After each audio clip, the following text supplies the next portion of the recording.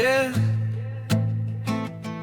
hindi isa, hindi dalawa, kundi buong bayan ang gagalaw.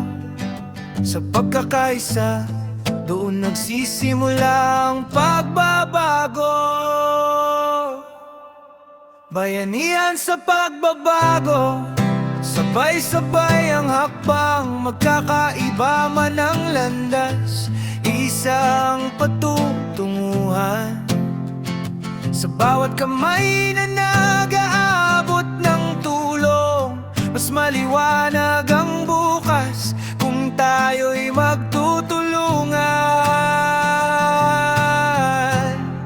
Bayanihan sa pagbabago, hindi lang salita, kundi gawa sa araw-araw. Kahit maliit na hakbang pa, sa puso ng bawat Pinoy may lakas na nakatago.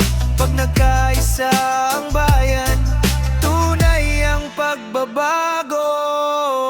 Sa kalsada ng buhay, kanya-kanyang laban. May hirap, may galit, may sugat na dala-dala rin minsan. Pero sa gitna ng ingay at reklamo, may tahimik na bayani. Kumikilos, gumagawa, hindi nag-iingay bro. Puro sa eskwela, magsasaka sa bukid, manggagawa sa pabrika, pawis ay panambit. Iba-iba man ang kwento, pare-pareho ng hangarin. Isang bansang maayos para sa susunod na henerasyon din. Di kailangang perpekto ang lahat, kailangan lang ay tapat.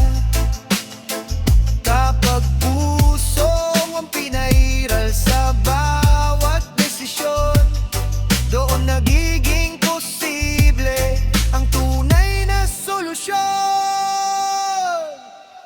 Bayanihan sa pagbabago, sabay-sabay ang hakbang. Magkakaiba man ang landas, isa ang patutunguhan.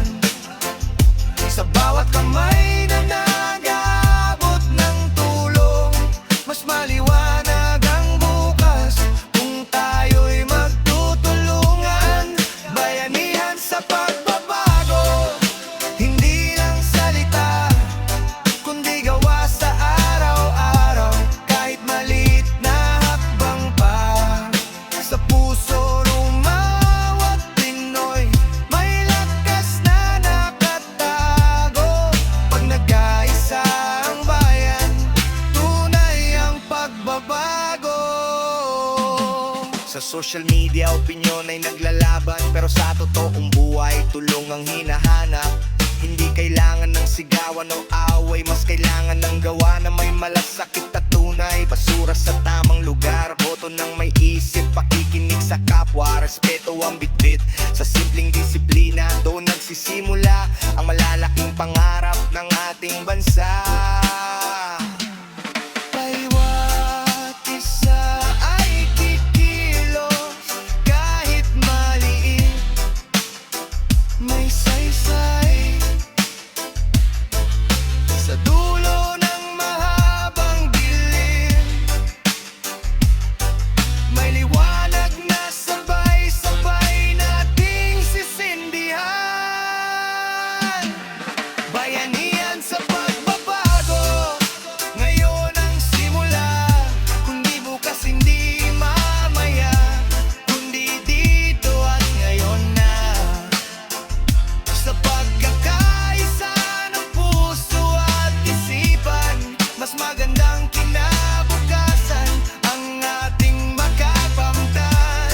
Bayanihan sa pagbabago, hawak kamay ang lakas. Hindi kailangang bayani, sapat ng malasagat at tapat. Sa bawat hakbang ng sambayanang Pilipino, ang pagbabago'y hindi panaginip, kundi kaya nating buuin, bro.